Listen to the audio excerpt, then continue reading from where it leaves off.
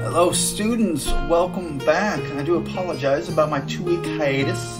I was asked to assist Professor Pendrake with an expedition into lands known to be occupied by some Circle of Orboros. Which, who knew this info? Not entirely sure. Most of the time, Pendrake's expeditions to study extraordinary zoology are more or less safe. However, at this particular junction, he required myself, a Jack, and a few soldiers to tag along, just in case the druids had some issues with us getting near their sacred sites. All in all, saw a lot of man-eating plants and some particularly nasty war beasts we will be discussing later this semester. Also lost some teeth, so speaking normally may be a stretch, but we must go on. As discussed in our previous lecture notes, we will be going over every known warlock in the Circle Orboros, their trainings, their history, and some of their particular skills, as well as some of my experiences with them, if I have any. At least as many as I can in this class. There have been a lot more known actions as of late, with the Circle almost like they are trying to halt some natural disaster or something. Let's see how many we can clear out today. Alright, let's begin. The Warlocks of the Circle Orboros are brought to you by the fantastic writers at Privateer Press. Working to forestall the unavoidable apocalypse, druids few in number and face many threats. Should they fail in their work, the Devourer Worm's attention would return to the world to topple mountains, set loose tsunamis, and erase humanity from the face of Cain. The monumental task set before them requires Blacklads to be focused and pragmatic, but also to accumulate power. Circle Warlocks are deeply political and ambitious. As they engage in far-reaching schemes, these druids seek to elevate themselves not purely out of self-interest, but also because they believe they alone possess the knowledge and mastery to accomplish their order's mission. In the Circle of Orboros, the term warlock is rarely used. The ability to master a battle group is viewed as a normal extension of a druid's power. Being a warlock is a distinction only related to a specific daily bind and command of war beasts that answer the call of the Blacklads, including the mighty natural constructs called wolves. These druids call upon the power of their beasts as much as they do upon the ley lines of Cain, also using their bond with these creatures to avoid injury and even death. For this reason, Circle of Orboros are formidable battlefield leaders. Power flowing through Blacklads gives them the supernatural health and vitality.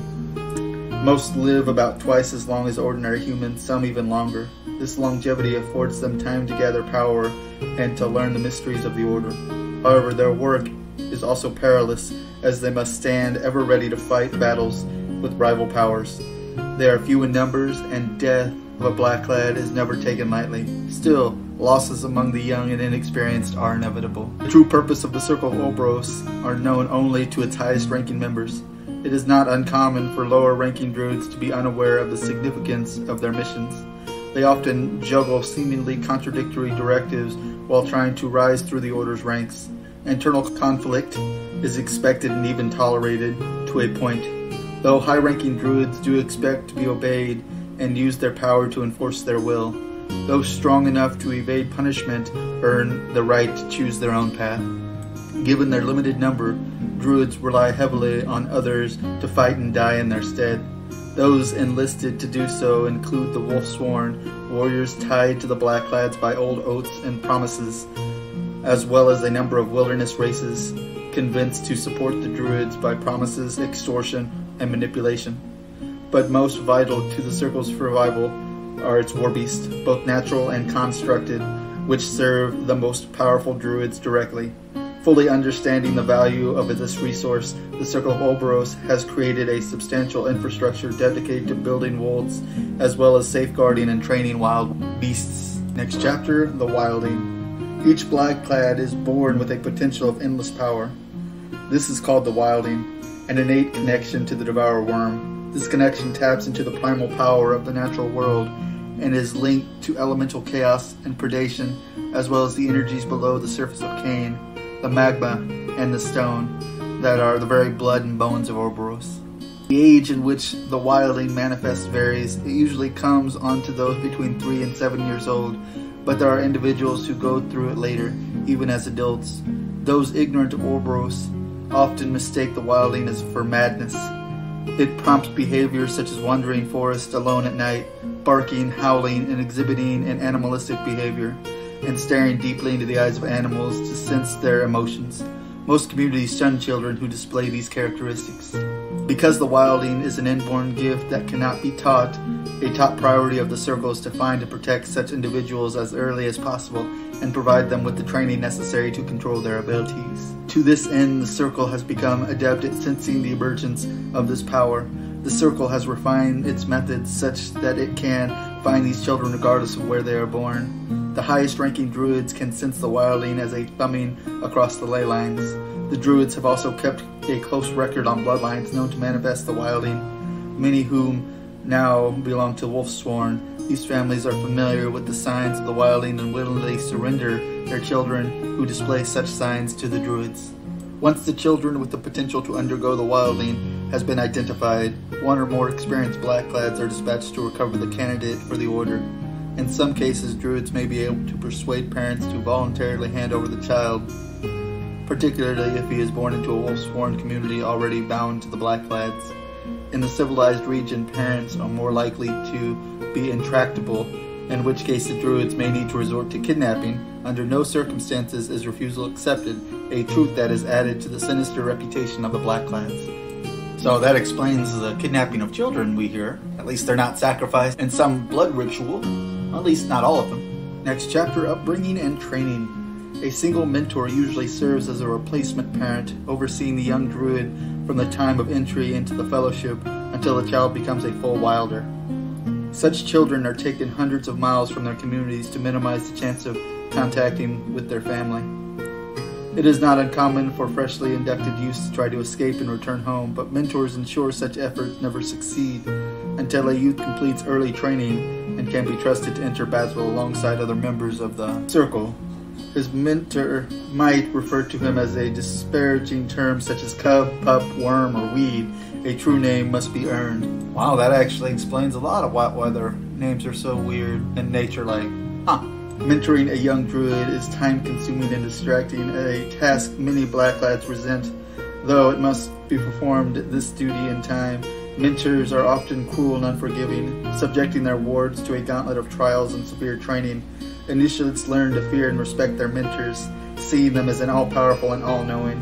The relationship between mentors and their wards leaves a lasting impression on the youths and shapes how they wield their power and view the leaders of the organization.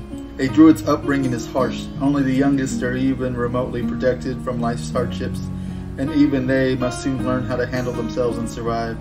They are quickly introduced to the realities of the wilds and the elemental forces they must master. Young druids are subjected to injury, specifically to learn how to recover. They are steeped in the philosophy and principles of the Circle Orboros, and all connections to friends and family are severed, even if the family is among the Wolfsworn. The druids must stand apart. Blackclads are a tight-knit and secretive society whose adherents draw a clear distinction between members and outsiders. By the time a new blackclad is fully indoctrinated, he is convinced the only other members of the Circle are worthy peers. Every blackclad must be prepared to sacrifice subordinates and allies for the cause. Perhaps the most important skill an initiate will learn is how to tap into the mystical energies flowing through the ley lines that crisscross Cain. The blackclads draw upon the energy and channel it into permanent standing stone sites to enable vital rituals. Most arcanists and mystics of Imoran are blind to the ley lines, but to the druids they are tangible and real. This process changed the initiate's perspective, allowing him to comprehend his true nature and his connection to Orboros. Once the druids learn to sense the flow of the energies through the landscape and in other members of the order, he perceives a corresponding emptiness in ordinary humans. The distinction between blackclads and outsiders become undeniable. The wilding manifests differently in each individual, and a young druid must look inward to master that power. Each aspiring druid is exposed to a powerful beast the Circle controls and tested for intuitive affinities. Exposure to wolves and raw elemental forces follow. Early in the process, a mentor can discern whether an initiate has the potential to bond with and control war beasts. Druids have greater success in developing those with that potential than any other organization in Western Imoran. Once training is complete, a druid is recognized as a full wilder, a rank representing the capability but no authority. Wilders are sent into battle as risky but effective crucibles. Senior druids do everything in their power to preserve youthful potential, but fatalities are inevitable. The same natural forces that ensure only the strongest predators survive also apply to aspiring druids. The weak are cold. Druids who endure and grow in power may be promoted to a warder, first rank where they actually bear responsibility. As a druid rises in the order, he earns honorifics, have considerable significance, and may change over time. Warders with ambition and desire to lead may eventually earn the rank of overseer. This station brings greater authority and the oversight of territories granted by the higher ranking superiors. As a druid ascends in rank, he earns larger and more scattered territories and tackles increasingly difficult tasks, sometimes on his own initiative. Above overseers are a small group of the most powerful leaders of the Circle Orboros, the Potents. At the highest rank of leadership are the three Omnipotents, a triumvirate that oversees the entire order and who work together have divided the known world between them. Omnipotents know the order's deepest secrets and full scope of its goals. Next chapter, tasks and responsibilities. As a Blackclad evolves into his role as an agent of the Order and a protector of its mysteries, he takes on a number of responsibilities. The infrastructures of the Circle Orboros relies on the tireless efforts of its members. Senior Blackclads divide larger tasks into smaller ones and delegate them to lower-ranking druids, including both their own subordinates and any other they can persuade, intimidate, or extort to do their bidding. It is common for mid-ranking Blackclads to be kept busy under the weight of the task demanded on them by more powerful individuals they fear to disappoint. As an added complication, druids frequently oversee territories that include large regions with the borders of powerful nations or held by a well-armed rival wilderness group. It is not necessary for the Circle Orboros to fully control a region to consider to be part of the druid's territory. For example, some key leyline conjunctions are inaccessible because they lie within major cities or are occupied by hostile tribes or armies. A druid with such holdings is accepted to keep a watch on these areas, either directly or through its agents, and to look for opportunities to break the hold of the Circle's rivals. So if they don't control it, they do control it, and if they don't, they will. Makes perfect sense. Tasks related to preserving the infrastructure of the Circle include building and repairing sacred sites, tending and training war beasts, constructing wolds, mentoring a wilder, and creating or maintaining relationships with allied organizations or potential minions. These sorts of missions a Blackclad may be sent on include gathering intelligence, delivering vital messages or warnings, and fighting the Order's enemies. Warlocks handle a majority of combat-related tasks and missions. Such endeavors can include defensive measures, like keeping sacred sites safe from interlopers, or more proactive steps like gathering an armed force to track down and eliminate enemies of the Order. Some druids have specialized in leading strike forces, and their fighting talents are so crucial to the Order that they have little time for anything else. Warlocks are expected to see their responsibilities personally or through their intermediaries and allies, but can request aid from peers or superiors. The rise of major adversaries such as the Legion of Everblight have forced a greater degree of cooperation and the gathering of larger armies than has been typical in the past. And that concludes all the information we have on our training. I know it's not much, but it's kind of hard, I imagine, for our scribes to learn about a faction as secretive as the Druids and who don't talk to people very much. First Warlock we're going to talk about, Baldur the Stone Cleaver, Circle Blackclad Warlock. A bastion of strength and resolve, noted for his steadfast loyalty, Baldur, the Stone Cleaver, is described among the Circle as the Rock of Orboros. Some jest he has spent too long communing with the mountains, for he is a calm and serene presence among the more passionate peers. When his battle temper is aroused, however, he becomes an unstoppable juggernaut made flesh. Baldur laughs off questions about his past, saying he was born in a bear cave near Borg's Gate.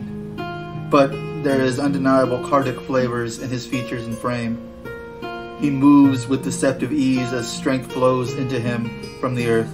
His massive stone sword swings through the air and shatters anything it encounters. No other man has been able to lift this weapon, let alone wield it in battle. Baldur insists this has nothing to do with his strength of limb, but it is because the sword is as much a part of him as his arms, which makes sense for the guy who communes with mountains. Older than he appears, Baldur has overseen numerous territories in his tenure with the Circle, has mentored powerful young druids such as Kaya the Wildborn, and has established unusual friendships with outsiders. He cares nothing for druidic politics and reserves his philosophy for the shaping of stone. He has shared lore with Warlock stonemasons, and even less contentious times conducted terse exchanges with the Guardians of Ios. Once he was a welcome guest among the Creels of the Thornwood and Scarfell, and is disappointed by the rift with the Trollkin. But even so, he will not shirk off his duties when called to do battle with them. His logical and insightful appeals gives him his powerful voice among the ranks of the Circle. His promotion to Potent continues a gradual rise through the ranks, and he has been entrusted with the deeper mysteries of the druidic lore. The Stone Cleaver is a paragon of earth-shaping path of druidic magic. He deeply understands stone, earth, and the forest. He has mastered the shaping of wolds and their ilk, and he can infuse primal powers into stone runes. His thick fingers possess the skills and artistry of a sculptor, but his masterpiece brings to life and stride onto the battlefield to tear walls and beasts asunder. Baldur's magic enlivens forests and even the most blighted places, and he uses the trees to cross enormous distances and pulverize the enemies of the Circle Orboros. Everlight's menace has weighed heavily on Baldur's mind, and the dragon's unnatural blight warps all it touches, leaving scars that will never heal. Baldur has spent considerable time patrolling the wilds where the Legion have passed, smashing it forward elements whenever and wherever he can. Despite all these dire omens, however, Baldur somehow remains optimistic about the future, a beacon of energy and vitality who insists no defeat is final until all will is lost.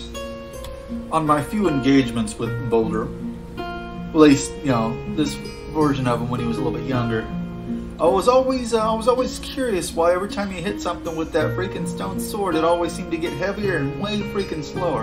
And those random forces just pop up in the middle of the battlefield. It's like magic or something. Which is a great joke because, Warlocks and Warcasters are magical. Although, looking at him, actually, that explains why I kind of sensed he was Kadoran a little bit, but definitely not raised as a Warcaster. I.e., the stone giants he runs around with. Now the question we all ask is, could Professor Castor take on Baldur in a one-on-one fight? If I'm hit with this sword, the fight's probably going to be over pretty quick because the weight of stone is pretty heavy, slow me down, and I would not be nearly as dodgy as I am right now. Let's move on to some current history about Baldur. Baldur the Stone Soul, Circle Black-clad Warlock. The deepest mysteries of Orboros were revealed to Baldur when death tried to claim him. While the last tenuous threads of his life was held fast by Megalith, Baldur's soul escaped into Urkane amid the endless wilderness inhabited by the Devourer Worm. His spirit was subsumed within the entirety of Orboros, and the fundamental principles of the world were made clear to him. He experienced near total awareness, able to feel the crust of the world like it was his own skin before rejoining his more limited corporeal form. To say that Baldur came back a changed man is an understatement. After Megalith restored Baldur's body to life, the beast of all shapes flung his soul back into the world with the obligation to serve as a conduit for its power.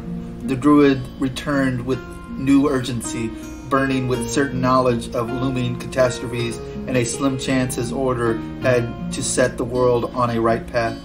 Despite his connection to the worm, Baldur had no desire to see that entity fully manifested and unleashed on Kane. He possessed the foreknowledge of an apocalypse heralded by the gathering of dragons and a loose Athank fought over between Torek and Everblight's minions. Baldur played a part to mitigating these disasters, summoning earthquakes to drive the Crixian to the surface and joining the fight against the Legion of Everblight. More than any other member of his order, he knows the narrow margin by which unparalleled destruction was avoided. But the Stone Soul, also known worse days are still to come. He is all too aware he has only limited time to assist his fellow Blacklads before his life is once again forfeit. As a conduit of Orboros, Baldur's body channels a torrent of power, energies simultaneously embodied the forces of both creation and destruction. No mortal flesh can endure such an onslaught indefinitely. While his connection with the granite and bones of the world has been strengthened, his very existence is a blazing pier that will eventually consume itself. In the midst of battle, Baldur can tap into these endless flows to empower himself beyond his mortal limits. glowing with energy as his every blow strikes with multiple strength. The longer he fights, the more his body tears itself apart, and it is only by concentrated effort that he can damp these energies to sustainable levels and regenerate tissue rent by forces beyond comprehension. Given the limited time available to him, Baldur has no patience for the intrigues of the Circle. The calm for which he has known is gone, replaced by an unremitting urgency and the unmatched ferocity in battle. The energies of the Devourer rise within him as he fights, and the heady powers of chaos and nature rack his body even as they destroy his foes. He remains locked in perpetual struggle to retain his mind and will, to preserve his sense of purpose and solidarity with his order. Only Baldur's unyielding nature and constancy have let him retain his sanity against the ceaseless howling of the worm. Well, this is a guy I've met once before, and that explains why he is so much different now than when he was younger. His strength's increased, his fighting way more ferocious, and that explains why there is a lot more roots coming up out of the ground. Could I beat Baldur now in a fight? Depends on how long the fight goes. You'd have to come in quick, or you'd have to get him after he's already been ravaged by the worm, I suppose. My goodness, he is really good at controlling his area around him. Able to create crevasses and the stuff, make all the ground super hard to walk on, pop up additional walls all over the place, man, out of stone just straight up through it. Even the roots coming up make movement almost nigh around him. He is definitely a contender for field control. Alrighty, moving on to Grayle, the Farstrider, Circle Wolfsworn Warlock. Grayle leads a band of wolves of Orboros with the same ruthless precision in which he wields his twin hunting blades. Devoted to the predatory aspects of the Devourer worm, he commands men and beasts with self-assurance of a warrior who embodies the soul of the wolf. Born of one of the most ancient bloodline of the wolves of Orboros, Grayle was trained to follow the orders of the druids, seen by his family as wise priests and protectors. At the age of 15, he was already the leader of a pack, and it was clear he would one day become the master of the hunt. It was the shock to him when, while hunting a stag, he realized he could feel the beating heart within his own chest and sensed the thoughts of the hawk above him. He feared he might be going mad, but this was his wilding. Most fated to wield the power of Orboros experienced this change as a young child. Almost grown and with his own aspirations, Grayle struggled to accept his new role when the druids took him from all he had known to initiate him in his first mysteries of their order. He soon became aware the blackclads he had so revered were not what he had thought. They were not all wise and present. They eschewed the rituals he had been raised to believe were sacred. Worse, they were endlessly embroiled in internal scheming. That's why they say never beat your heroes. None of this matters when Grayle stalks the wilderness, blades in hand. His prowess as a warrior has combined with his druidic powers to transform him into one of the most deadly combatants the Circle has ever known. Time and again his superiors have sent him forth to stalk and slay all manners of threats to their order. And on each mission the Farstrider has proven his worth anew. His ingrained obedience and loyalty may be an obstacle to greater advancement within the Circle's hierarchy, but these qualities also make him perfectly reliable and effective weapon, a weapon increasingly in great demand by the Order. Since becoming an overseer, he knows he must learn to adapt to the endless intrigues while staying true to his beliefs and instincts. He remains most comfortable when he is sent to battle the Circle's foes face to face. The resounding howls of his hunting pack rise above the trees as enemies die upon his blade, sacrificed in the name of the Devourer. Honestly, I don't think I've ever actually ran into Grayle in the field, but of course he is a younger Circle, and I've been retired for a couple years now, so maybe stuff's changed. Although from reading the aspects of this man, he is crazy fast, crazy dodgy, heavily armored, and he can make an entire army disappear in a blink of an eye. Very dangerous. Alright, moving on to the next. Kaya the Wildborn, Circle Blackclad Warlock. Kaya the Wildborn plunges herself into the minds of beasts with the abandon unequaled among her peers. While riding the tide, she is a ruthless and savage creature who tirelessly stalks her prey day and night. Within the battle trance there is no future and no past, only the infinite, present, and sweet promise of blood. Her willingness to submerge herself deeply into the consciousness of her pack has worried her mentors, yet it seems inseparable from her nature. Older druids have tried to teach her patience, but she chafes at their abilities to understand her ways. For Kaya the Wilding was no struggle, but an awakening to her true self. She throws herself into battle with ardent courage, without worrying about her own preservation. The irrepressible spirit has led to victory after victory and provided unexpected windfalls to the Circle Orboros. Though she does not remember her early life, Kaya was born in the Eastern Ord within sight of the Thornwood Forest. She felt the wilding as a toddler and distressed her parents in the middle of the night on Calder's full moon by shrieking out her window. Even more alarming were the answering howls of wolves. Perhaps it was with relief that they handed their peculiar daughter to the broad-shouldered, black-clad stranger who came knocking on their door. Since that day, Baldur has been the only father Kaya has ever known. Though her path has taken her elsewhere, she always returns for advice, and he remains the only ranking druid she trusts implicitly. Kaya believes the other circle leaders are needlessly manipulative, and she rarely agrees with their decisions. She has no ability to govern her tongue, and has insulted many of her peers without even knowing it. This directness may result from so much time spent in the minds of beasts that do not dissemble, lie, or understand tact. For similar reasons, Kaya does not participate in the schemes or plots for which the druids are famed. She finds the motivations of beasts more to her liking, as they require only food, shelter, and a strong will to lead them. Kaya prefers to let her actions speak for themselves, as she strikes even harder against the enemies of the circle, and her effectiveness in numerous engagements with Everblight's legions has won her some measure of respect. Though capable of sacrificing if need be great, Kaya has a tight bond with her beast, and is able to inspire them to remarkable efforts.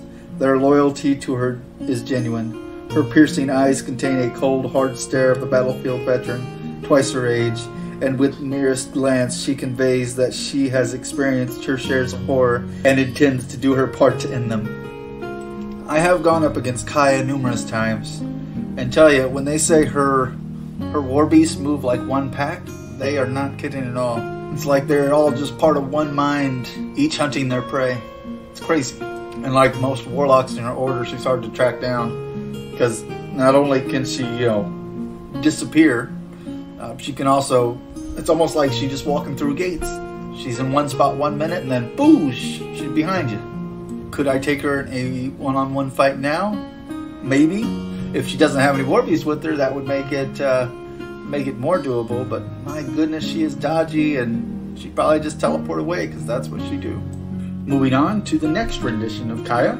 Kaya the Moon Hunter and Laris, her personal light war beast. Also Circle Blackclad Warlock. Countless battles have honed Kaya to perfect fighting forms.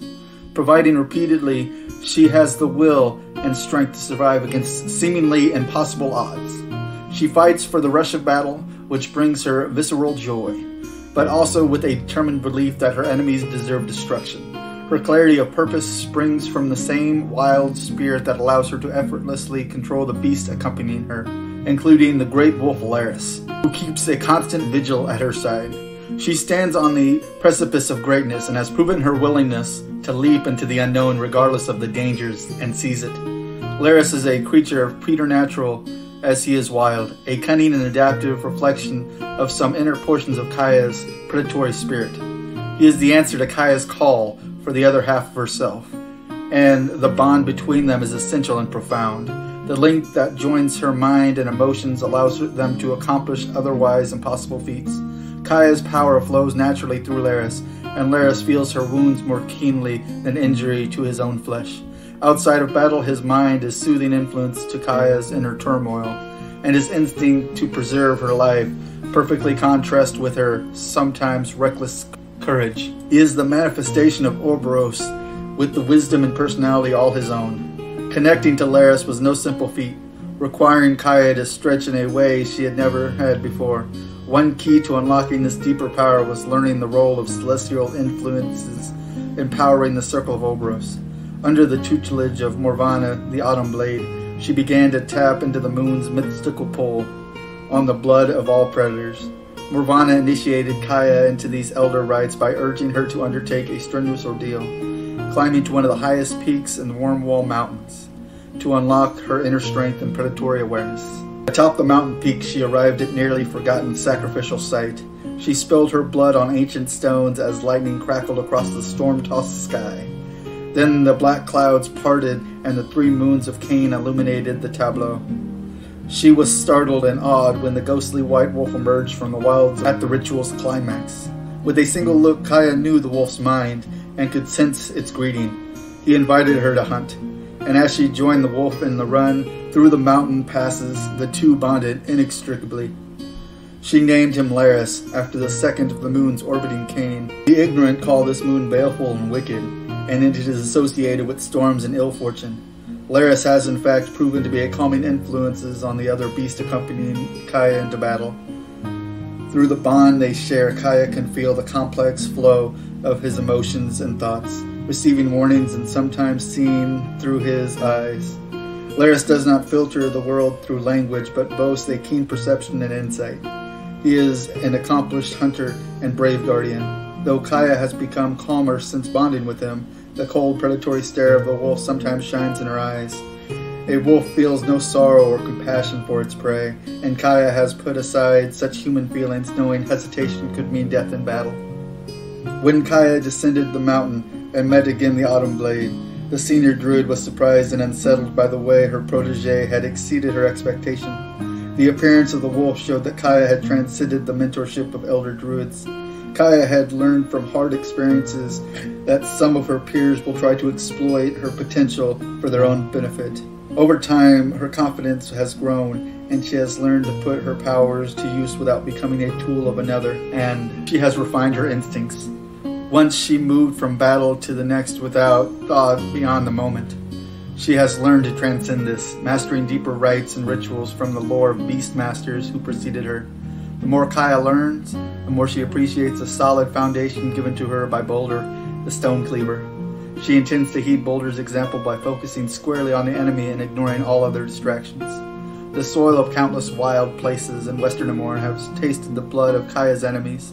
In battle she moves with fluid grace, amazing speed, and relishes being surrounded by foes. As Kaya leaps into the midst of her enemies, warp wolves, satyrs, and Laris suddenly appear from the shadows of trees, their limbs infused with vitality. Never has carnage achieved such sublime perfection as when Kaya and her beast unleash themselves, holding nothing in reserve as they leave the enemy shattered and bleeding across forest soil. Looks like in the time that I have versed her, she has found a friend, and reading some of her exploits on the side pages, it appears that one of her major things she can do is send her guys out way far, and then they will miraculously just appear next to her side. I guess that's her one of the teleportation type of situations now extended to her war beast as well. Great. Moving on to the newest rendition of Kaya. Kaya the Wildheart, Circle Blackclad Warlock. Kaya has mastered the art of running with the pack, and her connection with her beast allows her to spur them to greater ferocity and effectiveness than perhaps any other druid. Her understanding of creatures of the wilds runs deep. In many respects, she thinks of herself as one of them. Riding at the head of swift forces fighting with fang and claw, Kaya prefers to conduct her devastating strikes under the cover of night. Her beasts lunge amid the silhouette of trees to slaughter foes, reveling in the spirit of the hunt and the scent of freshly spilled blood. Though it is not so long ago that Kaya was taken in by the Order as a young wilder, she has grown into her role with the Circle and embraced her primal nature.